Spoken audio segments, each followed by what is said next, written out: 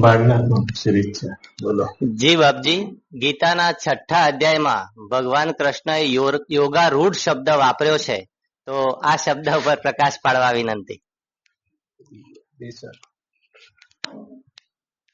સારું થયું આગળનો 13મો ના પૂછ્યો. આ 20 મૂલ્યો છે તે આત્મસાત કરવા પડે છે, ભૂમિકા બગડી જાય છે. સારું કર્યું. ક્ષેત્રજ્ઞનું જે વર્ણન છે એમાં પ્રવેશ થાય નહીં, બુદ્ધિ ખાલી ખાલી ના કે. મજા તો આવે, મજા લેવા માટે ગીતા નથી. એટલે બહુ સારું કર્યું. રિવર્સ શું યોગારૂઢ શબ્દનો પ્રકાશ પાડો. ભગવાન યોગ શબ્દ વાપર્યો છે ગીતામાં. યોગારૂઢ 6થા અધ્યાય. સર્વ સંકલ્પ સંન્યાસી યોગારૂઢ તદોચ્યતે. એ જે સર્વ સંકલ્પોનો ત્યાગી છે ને તે યોગારૂઢ જાણે એમ કે છે. ઘણા શબ્દો છે ગીતામાં. યુક્ત, યુક્તતમા, યુક્ત, યુક્તતમા, યોગી, યુંજન યોગી, યોગારૂઢ, સ્થિતપ્રજ્ઞ, સ્થિતપ્રજ્ઞ, ભક્ત, ગુણાતીત, આ બધા સમાનાર્થી શબ્દો. સંન્યાસી, આ કુલ 9 શબ્દો છે. બધા એક જ સ્થિતિના વાચક છે. એક જ સ્થિતિના વાચક છે. તો આપણે છે બ્રહ્મ વિદ્યાનો બધાને ટૂંકો ટૂંકો અર્થ કરી લીધો છે. કોઈ જ્ઞાન માર્ગ પકડ્યો, કોઈ યોગ માર્ગ પકડ્યો, કોઈ ભક્તિ માર્ગ પકડ્યો, પણ આવા કોઈ માર્ગ આમ સ્ટેપ લેવા માટે જુદા છે. 3 વસ્તુની આવશ્યકતા છે. એ આત્મા બધાનો બ્રહ્મ જ છે, પણ એની અનુભૂતિ માટે 3 વસ્તુની આવશ્યકતા છે. ભગવાન રામ ને વશિષ્ઠજી કહી રહ્યા છે કે હે રામજી, દીર્ઘકાલ અભ્યસ્તામ રામ સંસાર વાસના. હે રામજી, દીર્ઘકાળની સંસારની વાસના દ્રઢ થઈ હોવાના કારણે, જેને ગીતામાં ભગવાન સુવિરઢ મૂલમ કહે છે, 3 વસ્તુનો લાંબા કાળ સુધી અભ્યાસ કરવો પડે છે. તત્વજ્ઞાન, વાસનાક્ષય અને મનોનાશ. ચીરકાલ અભ્યસ્તામ. ભગવત વશિષ્ઠ રામાયણમાં રામજીને ભગવાન વશિષ્ઠી કહી રહ્યા છે લાંબો ચીરકાળનો અભ્યાસ કરવો પડે છે. તો કોનો? તત્વજ્ઞાનનો? તો કે એ તો બહુ સારું. તત્વજ્ઞાન તો જ્ઞાનાત મુક્તિ. અજ્ઞાન જ બંધન હોવાના કારણે જ્ઞાન જ મુક્તિ છે, માટે તત્વજ્ઞાનનો તો અભ્યાસ કરવો પડે છે. પણ આ તત્વજ્ઞાનના ફળની જે જીવન મુક્તિ છે તેની પ્રાપ્તિ માટે રામજીને ભગવાન વશિષ્ઠજી કહી રહ્યા છે વશિષ્ઠ રામાયણમાં, વાસનાક્ષય અને મનોનાશ, આ બંનેનો પણ યુગપદ સાથે સાથે અભ્યાસ કરવો પડે છે. ત્રણેયનો એક સાથે. ઘણાને તત્વજ્ઞાનનો તો અભ્યાસ ખૂબ છે, પણ વાસનાક્ષય માટેનો કોઈ અભ્યાસ નહીં હોવાના કારણે હૃદયમાં તે સ્થિતિ બનતી નથી. અને ઘણા વાસનાક્ષય તો તત્વજ્ઞાન માટે તો જ્ઞાનનો અભ્યાસ છે, જે તમે કરી રહ્યા છો, આપણે કરી રહ્યા છીએ. વાસનાક્ષય માટે તે વૈરાગ્ય છે, વિવેક છે, વૈરાગ્ય છે. અને મનોનાશ માટે ચિત્તનો સંયમ છે, મનો સંયમ છે, યોગ છે, ધ્યાન આદિ યોગ છે, ચિત્ત વિજય છે, જેનું ગીતામાં એક અદભુત ભગવાનના મુખેથી વર્ણન છે. 6થો અધ્યાય છે, આખો લઈ લો કદાચ જો ઝીલી શકે તો. આત્મસંયમ યોગ જેને વિદ્વાનો કહે છે. હવે આત્માને તો કોઈ સંયમની આવશ્યકતા નથી, પણ અહીંયા આત્માનો અર્થ આપણે ગૌણ અર્થ કરીએ છીએ, મનોસંયમ. આ મૂળ અધ્યાય આત્મસંયમ યોગ નામે જાણીતો છે. કોઈ આને ભગવાન શંકરાચાર્ય આદિ ધ્યાન યોગ પણ કહે છે. કોઈની પાસે આ ચિત્ત વિજય નથી, મનોનાશ નથી, એનું જે તત્વજ્ઞાન છે માત્ર કોરી પંડિતાઈ થઈને રહી જાય છે. એ કદાચ બીજાને તો અજવાળું કરી શકે, પણ પોતાના એવું તત્વજ્ઞાન, એવી પંડિતાઈ જો તમારામાં હોય, મારામાં હોય, તો એ બીજા માટે તો ઉપયોગી થઈ શકે કદાચ, પોતાને એનો કોઈ સ્પર્શ ના થઈ શકે. કારણ કે દીર્ઘકાળથી મનનું ચાંચલ્ય હોવાના કારણે જે આ જ અધ્યાયમાં અર્જુને પૂછ્યું છે કે ચંચલ હિ મન કૃષ્ણ પ્રમાથી બલવત ધરમ. એ ભગવાન મારું મન ચંચળ છે, પ્રમથન કરનારું છે, બળવાન છે, દ્રઢ છે. મન વાયુરી બી દુષ્કર, અને આ મારું મન વાયુથી પણ વધારે દુષ્કર છે. એ કઈ રીતે વશ કરું આને, કઈ રીતે આનો કઈ રીતે હું સંયમ કરું? એ અધ્યાયમાં રીત છે જેને ભગવાન કહી રહ્યા છે અભ્યાસ ને તું કોંતે વૈરાગ્ય ને ગુહ્યતે. આ છઠ્ઠા અધ્યાયમાં હરિના વચનો છે કે તું તે અભ્યાસ અને વૈરાગ વડે આને વશ કરી શકીશ. તો એ અભ્યાસ શું છે, એ વૈરાગ્ય શું છે, એ યોગારૂઢ શું છે, એની સાધના શું છે, એ સાધન પરક અધ્યાય છે. એટલે બધાને મજા ના આવે, કદાચ કોઈની પહોંચ ના થાય, કોઈની રુચિ ના હોય. કોઈને પહોંચવું છે ક્યાંય પણ કરવું કાંઈ નથી. એમ નથી. માટે કરીને કોઈ એવી ભૂમિકા તૈયાર થવી, જેમ રણની રેતી હોય તો રણની રેતીમાં શેરડી શું ઉગતી હશે? હવે આપણી આ ભૂમિ છે, આમાં શું સફરજન ઉગતા હશે? તો બીએ છે, વાવનારો છે, પણ ભૂમિની પણ કોઈ યોગ્યતા છે? એ આત્મજ્ઞાન માટે એવો મનોનાશ માટેનો જે આત્મ સંયમ યોગ છે એ આ અધ્યાયમાં છે, જેને ભગવાન એટલો અદભુત, જેમાં બધા છોડી દેતા હોય છે આવા અધ્યાયો. ટૂંકો સોદો જેને કરવો છે એવો કઈ ટૂંકો થાય તેવો નથી. માટે કરીને અને થઈ પણ થાય જેવો છે. જો આની યોગ્ય રીત આપણને મળે તો અઘરો પણ નથી, પણ યોગ્ય રીત નહીં મળી હોવાના કારણે. તો તમે પૂછી શકતા હતા હમણાં મને એ ક્ષેત્રજ્ઞનું વર્ણન કીધું હોત તો મારી પ્રતિજ્ઞા પ્રમાણે મારે કહેવું જ પડે તમને.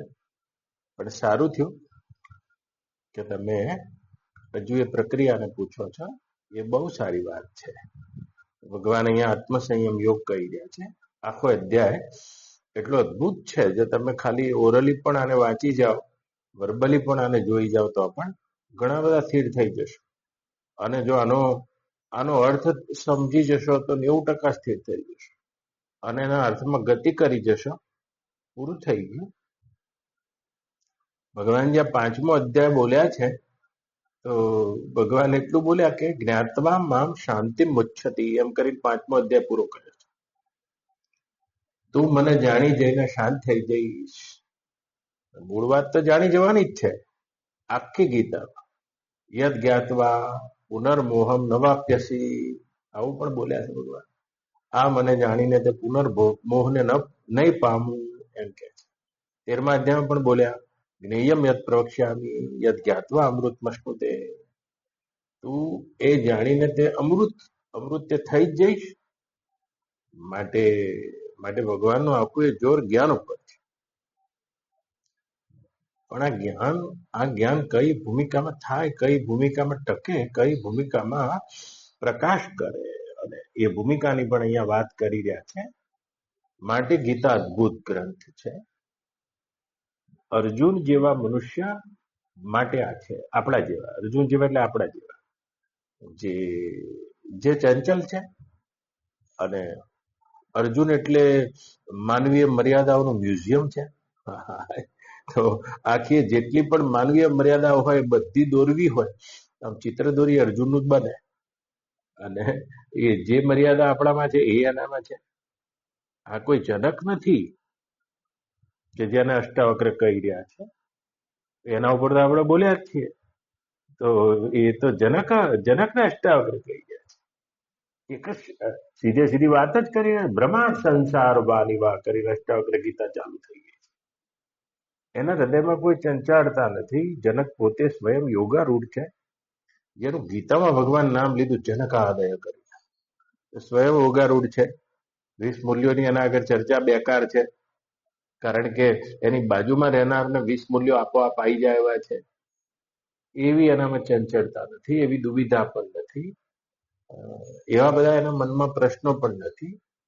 એ તો એક ચોક્કસ ભૂમિકાએ કહેવાયેલી ગીતા છે, અષ્ટાવક્ર ગીતા. અને તેમાં માત્ર અજ્ઞાનનું આવરણ દૂર કરવું છે. પણ આપણે તો મળ પણ છે, અંતઃકરણમાં વિક્ષેપ પણ છે, અંતઃકરણનું આટલું ચાંચલ્ય છે. એ તો અર્જુન બોલી શકે છે, ચંચલ મન કૃષ્ણ. આપણે બોલતા નથી એટલું જ.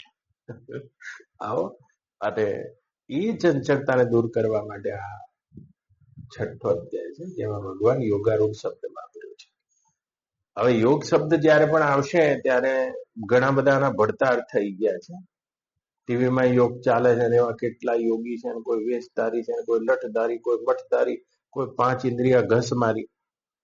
આ પણ યોગ અને યોગીની વ્યાખ્યા બને છે, પણ એ નહીં ચાલે. યોગી ભગવાન કોને કહે છે? હું માંડીને જ કહું, તમને પૂછ્યું છે તો ભગવાન કહી રહ્યા છે સર્વ સંકલ્પ સંન્યાસી યોગારૂઢ તદોચ્યતે. જે સર્વ સંકલ્પોનો સંન્યાસી એટલે ત્યાગી છે, એને તું યોગી જાણ એમ કે છે. તો સંકલ્પોનો સંન્યાસી. પણ આ કેવી રીતે કરવું એના માટે આખો છઠ્ઠો અધ્યાય છે.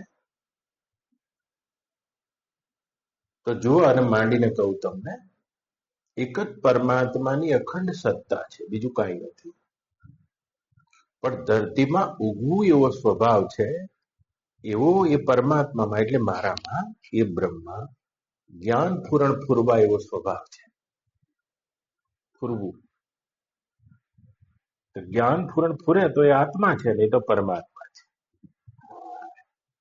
એટલે આત્મા થઈ ગયો એટલે જ્ઞાન ફૂરણના એક દેશમાં પ્રતીક થવા લાગ્યું. ક્ષેત્રજ્ઞમ. જો આનું જ્ઞાતાપણું બાધિત થઈ જાય તો તે બ્રહ્મ છે. શ્વેત કેતુ તત્વમસી. આ જ્ઞાન ફૂરણ ફૂરે તો આત્મા છે. જોજો હા, આ જ્ઞાન ફૂરણ કેટલાક જ્ઞાન ફૂરણ ફૂરી તો શાંત થઈ જાય છે, પણ કેટલાક જ્ઞાન ફૂરણ ભાવ બની જાય છે. ભાવ જુઓ, પેલા ભાઈ પહેલી વાર આવ્યા છે અને પહેલું ફૂર્યું જ્ઞાન ફૂરણ જ છે. આશ્રમ દેખાયો બસ, પણ ભાવ થઈ ગયો. કેવો સરસ આશ્રમ છે. આ ભાવ બની, આ ભાવ બીવ બની જાય, ગમે ત્યારે ઉગશે. હા, એ ઉગશે, પડ્યું કોક દાડો કોક જન્મે મરતા જો આશ્રમનો વડ યાદ આવી જશે ને તો એ ભાવ ફૂરશે અને ભાવ ઉગશે. જ્ઞાન ફૂરીને જ બંધ થઈ ગયું હોત તો વાંધો જ નતો માંડનાર તમને. પણ જ્ઞાન ફૂરીને બંધ નહીં થતું, જ્ઞાનનો ભાવ થઈ જાય છે. તો જ્ઞાન ફૂરણ ફૂરે તો આત્મા છે, પણ ભાવ ફૂરી જાય, ભાવ થઈ જાય તો ભાવમાં રમે એનું નામ જીવ થઈ જાય છે. જીવ નામની કોઈ નક્કર વસ્તુ નથી, પોતાની કરેલી ભાવનાઓમાં જીવવા લાગ્યો છે. જુઓ, હવાના 3 રૂપ છે કૌશિકભાઈ. એક તો હવા, અને હવા પછી પંખા નીચે બેઠા છો, આ હવાનું જ રૂપ છે. પણ પવન અને ખેતરમાં જતા રહો, ચૈત્ર મહિનો છે, એ પવનનું વિશેષ રૂપ છે વંટોળિયો. વંટોળિયો વેરાઈ જાય ને તો પવન થઈ જાય, પવન વેરાઈ જાય તો હવા થઈ જાય. એક જ પરમાત્મા તો છે, પણ જ્ઞાન ફૂરણની વિશેષતા એનું નામ આત્મા છે. અને એ જ જ્ઞાન ફૂરણ જો ભાવ થઈ જાય તો એનું નામ જીવ છે. જીવ એટલે એવું એક વંટોળિયાનું રૂપ, એક એવી ભાવનાઓ જેટલી પણ તમારી અંકિત થઈ ગઈ છે. આ ભાવોના વંટોળિયામાં તે તત્વ જીવ થઈને દેખાય છે. અને ભાવ વેરાઈ જાય તો જેમ વંટોળિયું વેરાઈ જાય હવા થઈ જાય છે, પવન થઈ જાય છે, એમ ભાવ વેરાઈ જાય તો પવન થઈ જાય છે, આત્મા થઈ જાય છે. દ્રષ્ટા છે, સાક્ષી છે જ્ઞાન ફૂરણ ની અપેક્ષા. અને જ્ઞાન ફૂરણ વેરાઈ જાય તો એ બ્રહ્મ છે.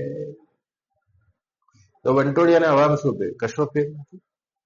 હવા વંટોળિયામાં અને પવનમાં શું ફેર? કશો ફેર નથી. વિશેષ રીતે રૂપે વાઈ રહ્યો છે એટલે વંટોળિયો, સામાન્ય રૂપે વાઈ રહ્યો હોય તો પવન, અને સામાન્ય રૂપે પણ વાઈ રહ્યો ના હોય તો હવા છે. તો જ્ઞાન ફૂરણની વિશેષતા હું આત્મા છું, અને ભાવ ફૂરણની વિશેષતા મારામાં જીવ પણ દેખાય છે. આ જીવ જીવ જીવ નામનું કશું વસ્તુ, કોઈ એવી નક્કર વસ્તુ નથી ક્યાંક જીવવા લાગ્યો છે. ખેતરમાં આમ ગોળ ગોળ ફરે છે વંટોળિયો, એમ એવી વાસના ભાવનાને આબદ્ધ તમે ફરી રહ્યા છો. ખાવું છે, અડવું છે, જોવું છે, સૂંઘવું છે, સ્પર્શવું છે, જવું છે, બસ. અજ્ઞાનેન આવૃત્તમ જ્ઞાનમ તોન્મોહયંતિ જંતવાહ. એ અજ્ઞાન જ આવૃત થઈ જવાથી એનું નામ જીવ પડે છે, એમ ભગવાન કહે છે. તો અજ્ઞાન શું આવ્યું? ઉઠતું જ્ઞાન, જ્ઞાન પૂરણના રૂપે ના રહેતા ભાવ રૂપે થઈ ગયું, વિશેષ થઈ ગયું. આ વિશેષ જ્ઞાન થતું જાય છે, અજ્ઞાન થતું જાય છે. તો જીવ ક્યાંય આ શરીરમાં નહીં રહેતો. જયંતિભાઈ આપણો પ્રફુલ્લભાઈ, જુઓ અત્યારે બગલ થેલામાં 5,000 રૂપિયા લઈને આવ્યા છો, બગલ થેલો ત્યાં મૂક્યો છે. તો સાંભળી રહ્યા છો સત્સંગ, પણ જીવ બગલ થેલામાં છે. પેલું નહીં કહેવાય મન મંદિરમાં જીવ જૂતામાં. એટલે આપણે આપણો જીવ એટલે આપણી જીવ દશા ક્યાંક રમી રહી છે, તિજોરીમાં, સ્ત્રીમાં, પૈસામાં, રૂપિયામાં. આ જીવ દશા છે. તો બહુ લાંબુ ના કરવું તમને. તો જ્ઞાન પૂરણ પૂરે છે અને ભાવ થાય છે. એ ભાવ કોક દિવસ ઈચ્છા થાય છે, ઈચ્છા કામના થાય છે, અને કામના ક્રિયા થાય છે. હા, તો આ 5 વસ્તુ છે, જેમાં ગીતામાં ભગવાન માત્ર 3 જ વસ્તુ લીધી છે આમાંથી 5માંથી સમજવા માટે. ક્રિયા એટલે કર્મ, અને કર્મનું કારણ કામના, અને કામનાનું કારણ સંકલ્પ. આ 3 વસ્તુ લીધી છે. તો કામના ક્રિયા એટલે કર્મ આપણે કરી રહ્યા છીએ, અને કર્મ એમને નથી થતું, એની પાછળ કામના છે. ભગવાને 3 જ લીધું એટલે ગીતામાં 3 જ છે, 3 જ કહું. કોઈ પણ કર્મ એમને એમ નથી થતું. જુઓ, સવાર થઈ ગઈ, તમે બધા અહીંયા આવી ગયા છો, ફોટો પડી ગયો, બધા દેખાઈ ગયા છે, પણ આની કામના તો રાતે સુઈ જતી વખતે હતી. સવાર ઉઠવું છે, સીધું 9 વાગે બાપજીના આશ્રમમાં જવું છે. તો કામના પ્રમાણે કર્મ થઈ રહ્યું છે. અને કામના એમને એમ નથી થતી, આના પાછળ કોઈ ઉઠતું જ્ઞાન પૂરણ છે, સંકલ્પ છે. તમારો સંકલ્પ છે કે હવે બાપજીને છોડવા નથી, કારણ શું બોલશે, ગમે તે ભોગે આપણે જવું છે, આવો એક સંકલ્પ છે. અને સંકલ્પના આધારે કામના થયા કરે છે, ક્રિયા થયા કરે છે. ક્રિયાનું ફળ આવે છે પાછું. ચારું 13મા અધ્યાયમાં આટલું બાપજી જોરદાર બોલ્યા, એ ફળમાં પાછી ફરી કામના થાય છે કે આપણે તો જ્યાં વગર રહેવું જ નથી, અને કામનાનો પાછો ફરી સંકલ્પ થાય છે. જ્યાં સુધી આ સંકલ્પ, કામના અને ક્રિયા એટલે કર્મ, આ 3 વસ્તુ છે, અને ત્યાં સુધી ભવાટવી છે. તો ભગવાન યોગી કોને કહે છે? સર્વ સંકલ્પ સંન્યાસી યોગારૂઢ તદોચ્યતે. માત્ર કર્મ છોડેલો નહીં, કામના છોડેલો નહીં, સંકલ્પ છોડેલો. આ સંકલ્પનો જે ત્યાગ કરે છે તે યોગી છે, એમ કરીને ચાવી આપી છે. બહુ સરસ અધ્યાય છે. બાદના જેવો તેવો અધ્યાય નથી. તો આ જે પૂરણ છે સંકલ્પના રૂપે થઈ રહ્યું છે. સંકલ્પ એટલે કલ્પના દ્રઢ થવી, બીજું કઈ નહીં. જુઓ, રાતે તમે સુઈ ગયા છો, તો રાતે સપનું આવ્યું છે, તમારો સંકલ્પ જ છે સપનું, બીજું કશું છે નહીં. સંકલ્પનું કલ્પના, સપનાનું શરીર શું છે? તમારો સંકલ્પ જ છે. એ દ્રઢ થઈને દેખાય છે.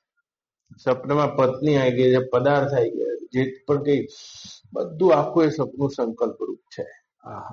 આત્મામાંથી ઉઠેલો નહીં. તો આવો, અને આ કર્મ, એ કર્મનું કારણ કામના, અને કામનાનું કારણ તો ચિત્તમાંથી ઉઠતા સંકલ્પો છે. ગંગા સતી પણ બોલી, યોગી થવું હોય તો પાનબાઈ, સંકલ્પ ત્યાગો ને, એવી રીતે આદરજો અભ્યાસ. જે અધ્યાય ભગવાન અભ્યાસ શબ્દ વાપર્યો છે. તો આવા કોઈ સંકલ્પ પૂરતા નહીં હોય, તમે નહીં હો. યોગારૂઢ તદોચ્યતે. અને એને તો યોગારૂઢ જાણ એમ કે છે. એમાં મારે ખાલી વ્યાખ્યા નહીં કરવી તમારા આગળ. આ યોગારૂઢ કેવી રીતે થવાય એની અહીંયા 6ઠ્ઠા અધ્યાયમાં ભગવાન આખી પ્રક્રિયા આપી છે, આખી રીત આપી છે, આખો યોગ જ આપ્યો છે. આ યોગ શબ્દ એટલો લીસો થઈ ગયો છે અત્યારે કે હું કહું ને તો તમને ટીવી થી આગળ તમે નહીં જઈ શકો. યોગના તો કેટલાય તમે નામ સાંભળ્યા છે, કેટલાય નામ સાંભળ્યા છે. હઠ યોગ, રાજ યોગ, લય યોગ, નાદ અનુસંધાન યોગ, જો હો નાદ અનુસંધાન યોગ, રાજ યોગ, કુંડલિની યોગ, કેટલાય નામ સાંભળી લીધા છે અત્યાર સુધી. ભગવાનનો યોગ, યોગ એટલે શું? ઘણી બધી વ્યાખ્યા ગીતામાં આપેલી છે. 6ઠ્ઠા અધ્યાય ભગવાન કહી રહ્યા છે, કે છે આગળ ગમે ત્યારે શ્લોક આવશે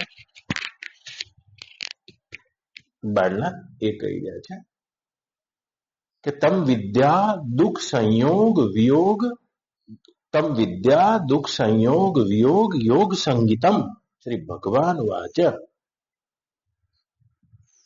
એટલે દુઃખના સંયોગનો વિયોગ, આને જ અમે યોગ કહીએ છીએ. યોગની સંજ્ઞાથી એટલે એકદમ નહીં પકડવા આવે. દુઃખના સંયોગનો વિયોગ એટલે એક એવી સ્થિતિ જ્યાં દુઃખના સંયોગનો જ વિયોગ થઈ જાય છે. દુઃખ નામની કોઈ સ્થિતિ બચતી નથી, અને આવી અંતઃકરણની સ્થિતિને ભગવાન યોગ કહી રહ્યા છે. અને બાકીના બધા જવા દો, તમે અત્યાર સુધી સાંભળ્યા છે, હાથ હલાવવાનું, પગ હલાવવાનું, આ હલાવવાનું, આને આ યોગને કશી લેવા દેવા નથી. ભગવાન એક એવા આત્મસંયમ યોગનું વર્ણન કરી રહ્યા છે. તમારી રુચિ હોય તો તમે પૂછ્યું છે એટલે કહી શકાય, કારણ કે તમે અભ્યાસ કરો છો. બાકીના કાલથી ના આવે તો ચાલે, બધાના કામનું નથી. તો આવો ને આખી પ્રક્રિયા છે. સર્વ સંકલ્પ સંન્યાસ યોગારૂઢ તદોચ્યતે. એ સર્વ સંકલ્પોનો જે ત્યાગી છે, આ સંકલ્પથી જ એને છૂટતા આવડે છે. જો બધા જેટલા પણ પુરુષો આપણે ત્યાં શું કે જીરેલા થા બ્રહ્મમાં બળવું હોય તો હેતરે વધારો જીઓ જી. અને પછી સંકલ્પ વિકલ્પની ગાંઠડી છોડો રે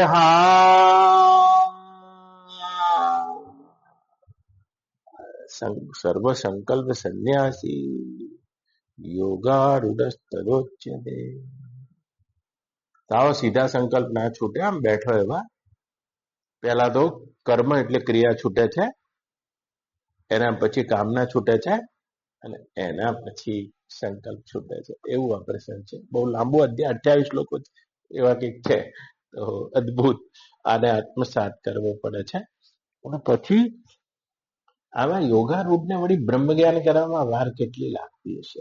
કેટલી લાગે? આટલી જ.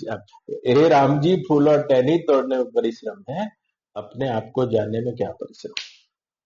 આમ ટૂંકા અર્થ ના કરો તમે. હમણાં નર્મદાના કિનારે આપણે યોગ વશિષ્ઠ રામાયણ, તો કેટલા સમયથી તમે યોગ વશિષ્ઠ વાંચો, માથું પછાડો છો. યોગ વશિષ્ઠ રામાયણમાંથી તમે યોગ શબ્દ જ કાઢી નાખ્યો. ખાલી વાતોના વડા છે. એ વાતોના વડા બાળનાર, વાતોના વડા જેટલા પણ છે તે બધા કંદોયના કડછા થઈને રહી જાય છે. ના થઈ શકે. યોગ વશિષ્ઠ એટલે વશિષ્ઠ જેવા કોણ યોગી છે યાર? કોણ યોગી છે? આ તમારી આખી બ્રાહ્મણ સંસ્કૃતિ છે. એમાં એક વસ્તુની તમે આવડી હળી ના કાઢી લેશો. આવો ને પૂર્ણ કરવું હોય તો ગીતામાં જ્યારે ભગવાન અભ્યાસ અને વૈરાગ્ય 2 શબ્દ અધ્યાયમાં બોલ્યા છે, ત્યારે આપણને થવું જોઈએ કે આ કયો અભ્યાસ છે. વશિષ્ઠ રામાયણમાં જ્યારે એમ કીધું કે ચિરકાલ અભ્યસ્તામ રામ સંસાર વાસના, એ લાંબા કાળના અભ્યાસ વડે તત્વજ્ઞાન, મનોનાશ અને વાસના ક્ષયના ત્રણેયના યુગપાત એક સાથે લાંબા કાળના અભ્યાસથી આ જીવન મુક્તિના ફળને તમે પ્રાપ્ત થશો. માટે એટલું તત્વજ્ઞાન તો ખરું, તત્વજ્ઞાન તો આનો આધાર જ છે, પણ શું આનો આત્મસંયમ છે? શ્રી ભગવાન વાચ અનાશ્રિત કર્મ ફલમ કર્મ કરોતિ યહ સ યોગી સ સંન્યાસી. ભગવાન કહે છે તમારી પાસે જોઈશે પહેલો શ્લોક ચોખ્ખો આવે ને એટલે ઉચ્ચાર. અનાશ્રિત કર્મ ફલમ કાર્ય કર્મ કરોતિ યહ સ સંન્યાસી ચ યોગી ચ ન નિરગ્નિ ન ચાક્રિય. હે અર્જુન, જે માણસ કર્મફળનો આશ્રય લીધા વગર કર્મથી ચાલુ કરે છે, કરવા યોગ્ય કર્મ આચરે છે, તે જ સંન્યાસી છે, તે જ યોગી છે. સ સંન્યાસી ચ યોગી છે. કેવળ અગ્નિનો ત્યાગ કરનારો સંન્યાસી નથી અને માત્ર ક્રિયાનો ત્યાગ કરનારો યોગી નથી. ન નિરાગ્નિ ન ચાક્રિય. જો આપણે ત્યાં અગ્નિનો ત્યાગ કરે અને સંન્યાસી કહી દઈએ, બધું છોડી દે, જનોઈ છોડી દેવાની, આપણે શિખા છોડી દેવાની અને અગ્નિનો ત્યાગ કરી દેવાનો, નીકળી ગયા. સંન્યાસ આશ્રમમાં લૌકિક વિધિ છે, તો પછી આપણા બધા સંસ્કાર આપણે ભસ્મીભૂત કરી દીધા, જનોઈ છોડી દીધી, ચોટીએ છોડી દીધી અને આજથી અગ્નિને નહીં અડું. એટલે ભગવાન કહે છે માત્ર અગ્નિનો ત્યાગ કરેલો સંન્યાસી નથી, પતી ગયું. એટલે એ તો સંન્યાસી તો છે, પણ માત્ર આટલું કરવાથી સંન્યાસી નથી. એટલે કે આ સંન્યાસનો એક સંસ્કાર છે આપણે ત્યાં, કે શિખા છોડી દેવાની, જનોઈ છોડી દેવાની, અગ્નિનો ત્યાગ કર્યો અને નીકળી ગયા. પછી સંન્યાસી એવા હોય બા લૌકિક, આનો અર્થ એવો થાય અગ્નિ છોડેલો સંન્યાસી એટલે સંન્યાસીને રસોઈ નહીં પકાવવાની, ચા નહીં બનાવવાની, કોઈનું બનાવેલું જમવાનું અગ્નિ નહીં અડવાનું, અગ્નિને બિલકુલ ત્યાગ કરી દેવાનો. આપણી સંન્યાસ પરંપરા છે, મહાન છે, પણ ભગવાન માત્ર અને સંન્યાસ. અને આ કેટલાય પ્રકાર છે. તો લૌકિક અર્થ તો આનો આવો થાય કે આ અગ્નિ નહીં કરવો. આનો વૈદિક અર્થ કેવો થાય? પછી આનો અગ્નિહોત્ર નહીં કરવાના, હોમય નહીં કરવાના, હવને નહીં કરવાના, સંન્યાસીને નહીં. આ વૈદિક અર્થ છે કે એવો હોમાગ્નિનો પણ ત્યાગ કરી દેવો. આનાથી પણ એક બીજો ઋગ્વેદમાં અર્થ છે કે આ બંને અગ્નિ તો છોડે, પણ એક યોષાગ્નિ છે, આ યોષાગ્નિ છોડી દે. પતિ પત્ની ગ્રહસ્થી હોય તો સ્ત્રી એ સ્ત્રી જ અગ્નિ રૂપ છે, અને પતિનો જે સમાગમ દ્વારા યોષાગ્નિ એ પોતે જ યજ્ઞ રૂપ છે. આ પતિ પત્નીના સમાગમ રૂપ અગ્નિને છોડી દેવો, આવો પણ ઋગ્વેદમાં કર્યો છે. આટલું એ કોઈ કરી દે તો ભગવાન કહે છે આ સંન્યાસ, આટલો જ માત્ર સંન્યાસી નહીં, મારા બદલે મારા મતે સંન્યાસી નથી, એમ કે છે. હાય હાય બા તો કે ના અગ્નિ ના ચાક્રિય, માત્ર ક્રિયાને છોડી દેનારો યોગી નથી, અને અગ્નિને છોડી દેવાનો સંન્યાસ, ક્રિયાને છોડી દેવાનો. હવે આપણે નોકરી નહીં કરવી, બારના રિટાયર થઈ ગયા એટલે યોગી થઈ ગયા બારના, તો શું કે માત્ર ક્રિયા છોડી દીધેલો યોગી નથી, એમ ભગવાન કહે. તો ક્રિયા છોડીને જે બેસી ગયો છે, બહારની બધી ક્રિયા છોડી દે, આપણે બધું હવે કઈ રડવું નથી, આપણે કઈ કરવું નથી, બધી ક્રિયા છોડી દે છે આમ કરીને, અને બિલકુલ બેસી ગયો છે. તો ક્રિયા છોડતા છોડતા બિલકુલ અક્રિય થઈ ગયો, આ પણ યોગી તો નથી. તો ક્રિયા છોડેલો નહીં, ક્રિયાની પાછળ કામના છોડેલો. અનાશ્રિત કર્મ ફલ કર્મ કરોતિ યહ. કર્મ તો રહી જાય, પણ કામના છૂટી ગઈ હોય. જોજો પછી તો સંકલ્પ તો છોડાવે છે, પણ પહેલા કામના છોડાવે છે. તો ક્રિયા તો કદાચ રહી ગઈ હોય, પણ કામના છૂટી ગઈ હોય. કામના એમના એમ હોય ને ક્રિયા છૂટી ગઈ, તો બધી ક્રિયા છૂટી ગઈ. નોકરી છૂટી ગઈ, વધુ છૂટી ગઈ, ભીતરની ક્રિયા છૂટી ગઈ, પણ ભીતર હજુ કામના બની છે કે આ સમાધિમાંથી મને સિદ્ધિ થાય, બધા મને ઓળખે, બધા લોકેશણા કરે, કોઈ મારી વિત્તેષણા કરે, કોઈ મારું મહિમા મંડન કરે, બધા મને પૂજે. તો ઊંટ કાઢતા બકરું પેઠું છે, ભગવાન કે છે. તો કામનાના ત્યાગને, કર્મના ત્યાગને નહીં, તો કે કર્મ છોડવાનું છે કે ના. અનાશ્રિત કર્મ ફલમ કર્મ કરોતિ યહ સ યોગી સ સંન્યાસી નિરાગ્નિ ન ચાક્રિય. અનાશ્રિત કર્મ ફલ, કર્મના ફળને જે આશ્રિત થયેલો નથી અને કર્મ કર્યા કરે છે. એટલે કર્મ છોડા ઉપર બિલકુલ અકર્મઠ બાળનાથ અને કર્મના આળસુ ભગવાન નથી ગમતા. આ કર્મનો શું વાંક છે યાર, એ ના પાડે છે. શું કહે છે? અનાશ્રિત કર્મ ફલ, અનાશ્રિત કર્મ ફલ કરોતિ યહ. આ કર્મના ફળને જેની બુદ્ધિ આશ્રિત થઈ ગઈ નથી.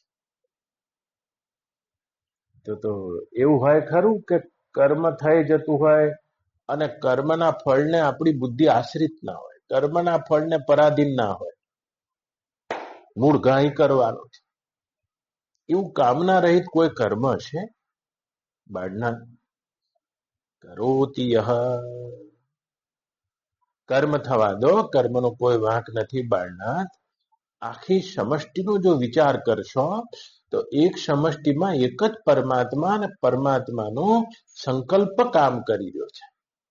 તમે એની સત્તાથી અલગ થઈને પોતાની કામનાથી, કર્તૃત્વ આસક્તિથી જે કર્મ કરો છો તે જ બંધનનો હેતુ છે. નહીં તો અહીંયા તમે શું કરો છો યાર? આ સૂર્ય ના હોત, આ ચંદ્ર ના હોત, આ તારા ના હોત, આ પૃથ્વી ના હોત, આ ધરતી ના હોત, આ હવામાન ના હોત, તમારા હૃદયમાં કોઈ એની પાછળની પ્રેરણા ના હોત તો તમે કર્મ કરવાના હતા? નાહકના વચ્ચે ના ફેંસો અને નાહકના વચ્ચે ના ફેંસો. અને હા, તમે જે પણ કઈ કર્મ કરો છો બાળનાથ, એ કર્મના પાછળ કામના જોડીને તમે કર્મના પારસ પડીને શું કરવા લોખંડનો ટુકડો બનાવી દો છો. કર્મ તો આનંદની કસરત છે, આનંદની કસરત, માત્ર આનંદની કસરત માટે કરો. કર્મની માત્ર કામના કરી ફળની માત્ર કામના કરી દેવાથી એ ફળ તમને મળી જ જવાનું છે, વાત નથી. શું તમને ખબર છે? આ સૂર્ય ઉગ્યો છે જુઓ તિવારીજી, અને સૂર્યપ્રકાશ આપે છે, બસ એના સ્વભાવથી જ આપે છે. એમ નહીં વિચારે કે હું આને પ્રકાશ આપું, આને ના આપું, હું કેમ આપું, હું આપું છું, આવું કરતું તું. એટલે તો આને દેવ કે છે. આ પવનને દેવ કે છે, વાયુને દેવ કે છે. કેમ દેવ કે છે? કારણ કે બધાએ પોતાની સ્વાભાવિક ચેષ્ટામાં એ અનંત વિશ્વ વિરાટ જોડે એક થઈને કર્મ કરી રહ્યા છે. એટલે કર્મને થવા દઈ રહ્યા છે, નિમિત્ત માત્ર થઈને થવા દઈ રહ્યા છે. પોતે ક્યાંય વચ્ચે નથી માટે દેવ છે, એના બદલામાં કઈ ઈચ્છતા નથી માટે દેવ છે. કર્મના પાછળ કામના નથી અને એવી ફળની કામના નહીં હોવાથી મને આ મળે તેવો ભાવ નહીં હોવાથી દેવ છે અને તે કરે જાય છે. તમે પણ એ જ રીતે કરે જઈ રહ્યા છો. તમે કઈ જુદા નથી પડ્યા, તમે પણ એ જ રીતે કર્યા. એવું કયું કર્મનું ફળ છે જે તમારું કર્મનું ફળ બીજાને ના જતું હોય? બીજાને જ જાય છે. એક ખેડૂત ખેતી કરે છે જોજો, હા, અને 2000 મણ ઘઉં પકવે છે. કોના માટે પકવે? એ આપણા માટે પકવે છે. તમે ખેતી નહીં કરતા એમના માટે. પણ એને ખબર નથી, બસ માટે એને પકવતી વખતે એમ થાય છે મારા માટે પકવું છે. જોજો હા, તો જેટલા પણ કર્મ કરી રહ્યા તો કે હું તો નોકરી કરું છું, તો કે શેના માટે કરો છો? કે પગાર માટે કરો. પણ પગાર કોના માટે? ઘેરથી તો ઘેરથી ના આપી દીધો છે. લ્યો તમે ઘેરથી ના આપી દીધો છે. જમઈ આયા ત્યાં કવર ભરી દીધું, અધુરામ પૂરું બાપજી આયા પાછું ત્યાં કવર ભરી દીધું છે, અધુરામ પૂરું. બોલો ને, આ બધું ક્યાં જઈ રહ્યું છે? જેટલું પણ કર્મ છે, અધિયજ્ઞમાં જેટલું કર્મ થઈ રહ્યું છે એ વિશ્વ વિરાટમાં સ્વાભાવિક ચેષ્ટાથી થઈ રહ્યું છે અને તમારા કર્મનું ફળ બીજાને જ જઈ રહ્યું છે. તમે બીજું ના જોવો તો તમારી વાત જ જુદી બની જાય. પણ જો તમે બીજું જોતા હોય તો તમે પ્રત્યેક કર્મ અહીંયા બીજા માટે કરી રહ્યા છો. પણ ના, અજ્ઞાનની ધારા શું છે? અજ્ઞાનની ધારા બાળના તે છે કે એ કર્મના ફળના આશ્રિત થઈ જવાય છે. કર્મની મજા મારી જશે અને ફળની કામના છે માટે કર્મની મજા મારી જશે. કર્મ તો એક આનંદનું પ્રસ્ફોટન છે, આનંદનો વિસ્તાર છે. કર્મ તો આ વિશ્વ વિરાટની એક પૂજા છે.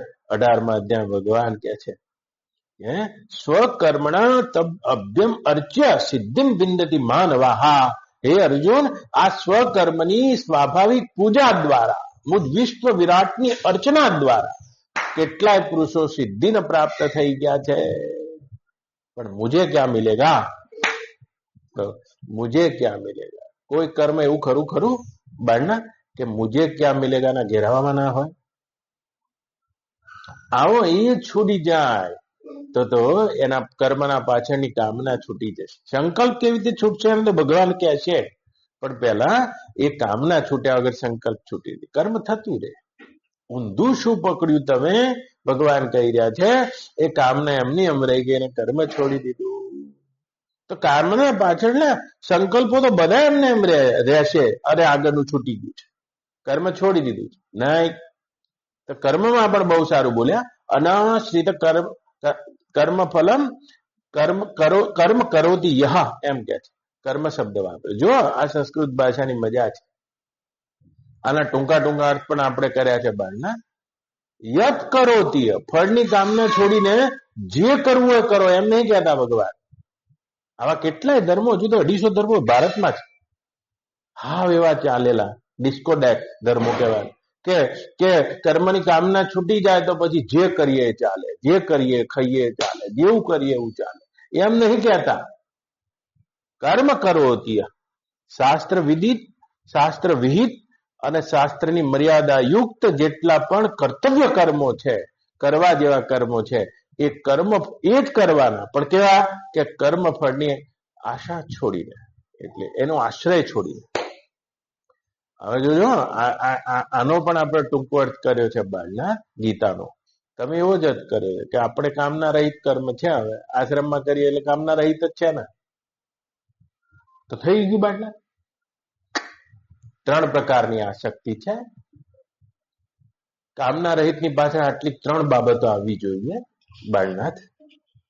તો ફલાશક્તિ, ફલાશક્તિ તો ઘણાની જતી રહેશે.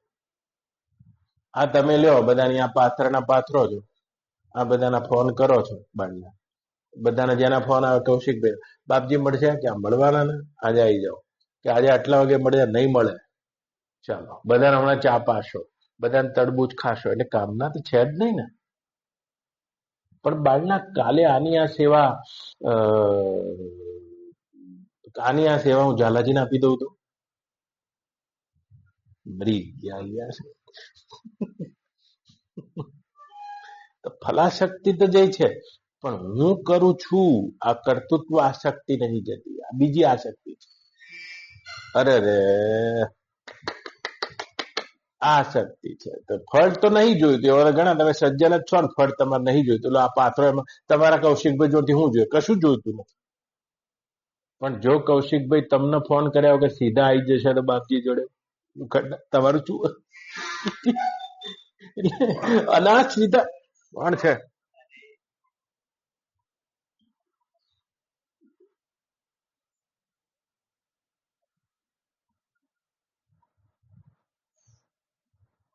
આ કર્તૃત્વ આસક્તિ છે, જોજો. હા, અને એ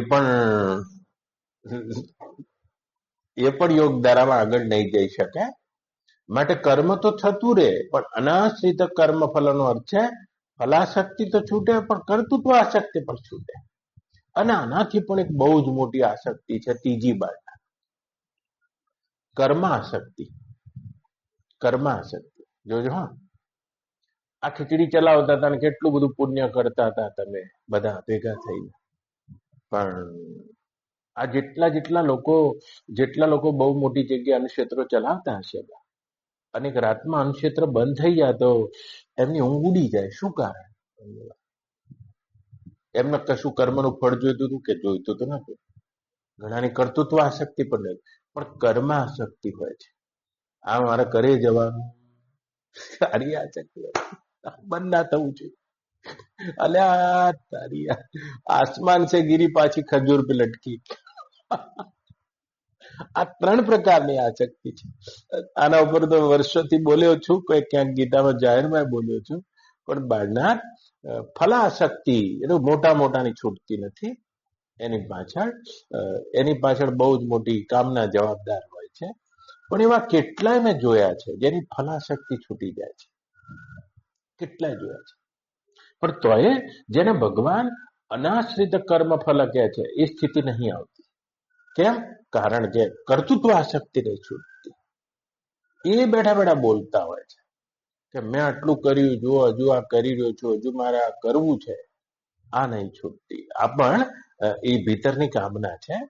અને ઘણાની કર્તૃત્વ આસક્તિ પણ છૂટી જાય છે કે ચાલો ને મારું કામ છે ને યાર, મારું કામ છે ને, ભલે ઝાલાજી કરતા કર્તૃત્વ, પણ કર્માશક્તિ નહીં છૂટતી. હા, એ હારું એકદમ એના ઘા વાગે છે કે એકદમ મારી ખીચડી બંધ થઈ ગઈ. તો એના રૂપમાં અમે તો ફલાશક્તિ અને કર્તૃત્વ આસક્તિ કરતા પણ કર્માશક્તિ બહુ મોટી માનીએ છે. એક જબરજસ્ત આસક્તિ હોય છે એ કર્માશક્તિ, અને એ પણ જીવને પકડી રાખે છે. પણ આવી કોઈ કર્માશક્તિ નહીં, કર્તૃત્વ આસક્તિ નહીં, ફલાશક્તિ નહીં. આ ત્રણેયની નિવૃત્તિ જ હૃદયમાં કામનાની નિવૃત્તિ છે.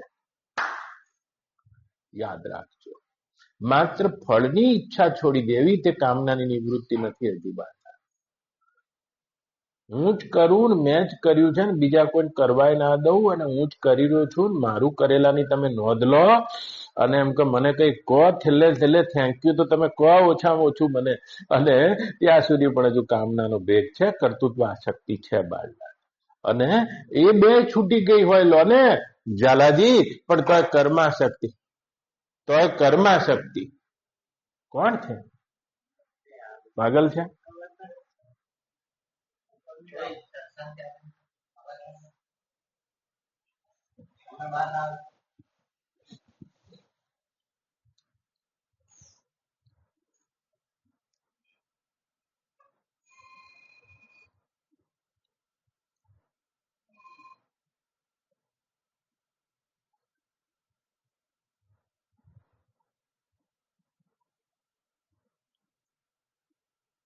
યોગી તવા તરફ એક પગલું જો આગળ વધી જવાશે બા, જો આ કામનાની નિવૃત્તિ એટલે આ ત્રણેય આસક્તિની નિવૃત્તિ.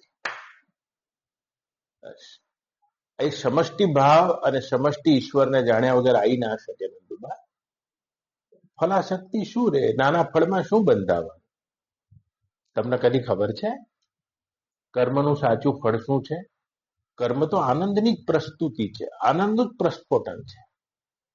અને કરવું એ જ આનંદ છે. કર્યા પછી આનંદ, આ બહુ આઘા જતા રહ્યા. એક શિક્ષક છે અને શિક્ષક ભણાઈ રહ્યો છે. આ ભણાવવું જ એના માટે આનંદ છે, એ જ સાચો શિક્ષક છે. ક્યારે ભણાઈ રહેશે, ક્યારે કોર્સ પતાવશે, ક્યારે પગાર થશે, અને પગાર થયા પછી પણ ક્યારે વીમો ભરશે, ક્યારે વીમો પાકશે ત્યારે આનંદ આવશે.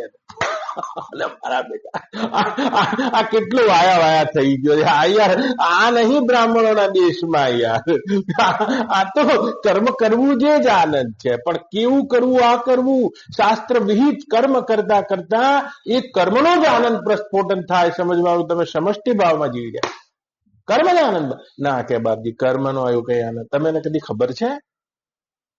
એક દીકરાની વહુ જોજો કેટલું સારું ખાવાની બનાવતી હોય ને, એના ભાગમાં કશું આવે જ નહીં. એવા જમવા બેસી ગયા હોય બા, અને સારું બની ગયું તો તપેલી પછી એ તપેલી જ લેવાની દીકરાની વહુના ભાગમાં આવે, તો પણ એનો આનંદ આવે છે. એનો આનંદ આવ્યો છે. આખા કુટુંબના 12 વ્યક્તિમાં એનો સમષ્ટિ ભાવ થઈ ગયો છે. બનાવવું જ એનો આનંદ છે. જોજો નંદુબા, ખવડાવવું જ એનો આનંદ છે. ખાવાનો આનંદ તો ઘણો શુલ્લક છે યાર. તમે ક્રિયાનો જે આનંદ છે, કર્મ જ એના રૂપમાં આનંદનું પ્રસ્ફોટન હોવાના કારણે શિક્ષક ભણાઈ રહ્યો છે. બસ ભણાવવું જ આનંદ છે. હું આ તમને બોલી રહ્યો છું, આ મારા માટે બોલવું જ આનંદ છે. બોલવું જ આનંદ બની જાય. અને આની પાછળ કઈ કર્મની પાછળ કઈ કામના હોય તો કે હું શું કરવા બોલું, આ ક્યાં મારા શિષ્ય છે, મને બોલીને મને શું આલશે, મરી ગયા. શું કહે છે? અનાશ્રિત કર્મ ફલ કર્મ કરો તિય સહયોગી ચ સંન્યાસી ના ચાક્રિય ને નિરાગ્નિ. આ તો પહેલો શ્લોક છે હજુ, અને ભગવાન તો છેક ઊંડા લઈ જવાના છે હજુ, પણ ધારા અહીંથી ચાલુ કરવી પડે છે. આપણે ઊંધી ચાલુ કરી છે.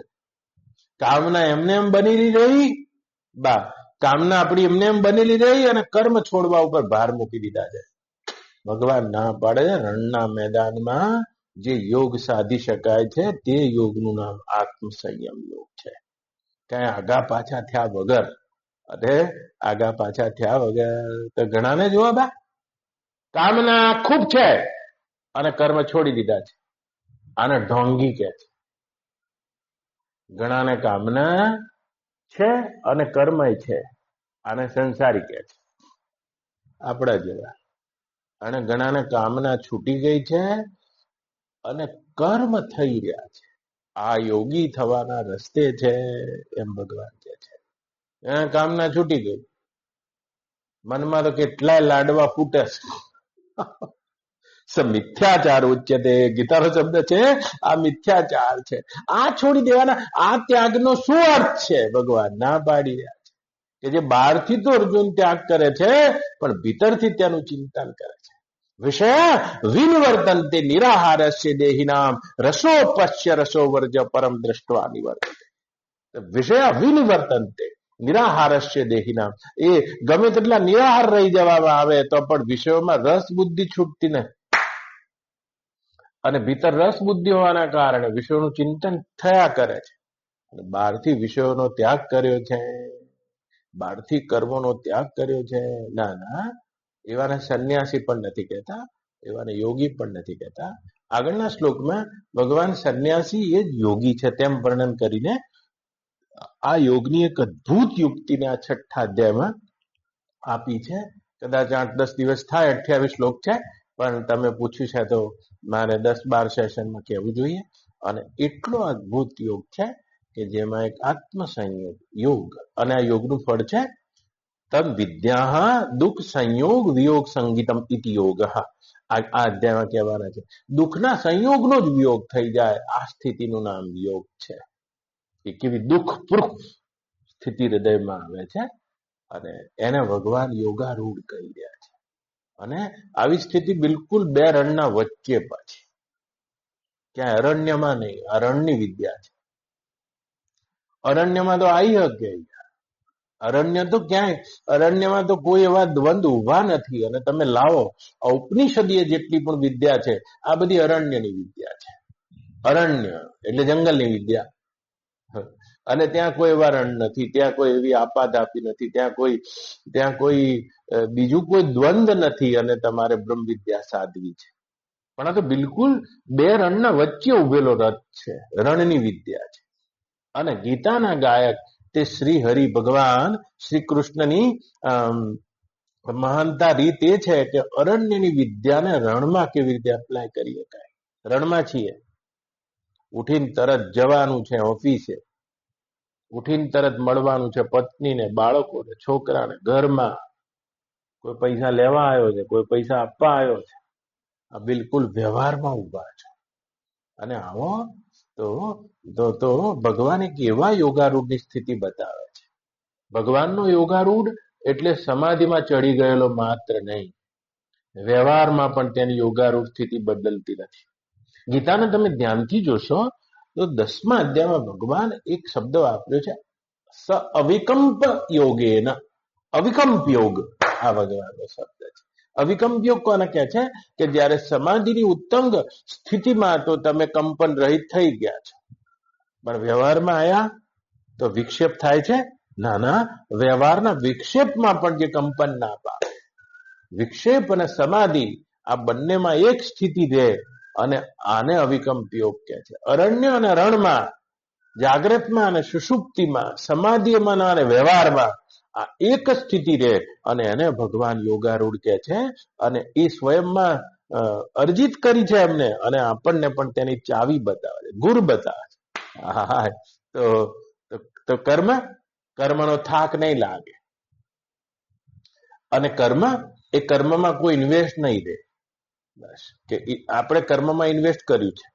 જો કે હું આજે ભણાવું છું, 30 દાડા ભણાવીશ, પછી મને પગાર મળશે, એ પગાર હું મારી ઘેરથી આલીશ, થોડી કરકશ કરીશું, એની બચત કરીશું, એની બચત વીમામાં ભરીશું, અને 1955 વીમો પાકશે, અને તે પામો 1955 રાખેલો વીમો 2025 પાકશે, અને એ પાકશે પછી વીમો, એ વીમાના પૈસે એક હિંડોળા ખાટ લાવીશું, અને પછી રિટાયરના પૈસે અમે બેસીશું ધણી ધણિયાળી, અને પછી આનંદ કરીશું.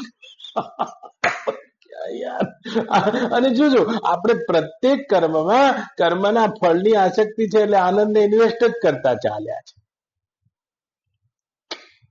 ના ના, તમને એક સ્થિતિ એવી આવશે, શ્વાસ લેશો ને તોય આનંદના ફુવારા ઉડશે. તમે જુઓ, આ પવનને જોશો તો પણ પવન તું, પાણી તું, ભૂમિ તું, ભૂધરા, વૃક્ષ થઈ ફૂલી રહ્યો, આકાશે એ અખિલ બ્રહ્માંડ, એક તું શ્રી હરિ, એક તું શ્રી. આખો વિરાટ વિશ્વનો વિચાર કરી લેશો, બાદ તમે ક્યાં છો?